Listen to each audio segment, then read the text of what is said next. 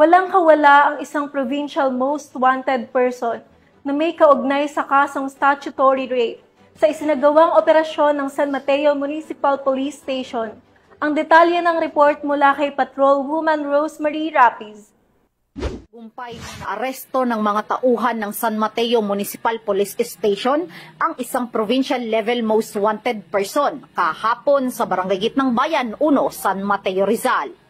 Kinilala ang akusado na si alias Andy, 52 years old, isang negosyante at residente ng Barangay San Jose, Rodriguez, Rizal. Nahaharap si alias Andy sa kasong statutory rape na iniutos ng RTC Branch 76 San Mateo, Rizal kung saan wala itong inirekomendang piyansa. Sa pahayag ni Police Colonel Feleteo A. Gonzalgo, Acting Provincial Director ng Rizal Police Provincial Office, tiniyak niya na patuloy ang kanilang maigting na kampanya laban sa mga wanted person.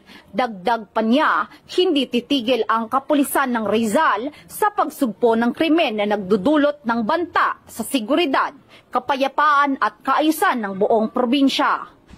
Mula dito sa Calabarzon, ako po ang inyong PNN correspondent, Patrolwoman Rosemary Rapiz, alagad ng batas, tagataguyod ng Balitang Pulis.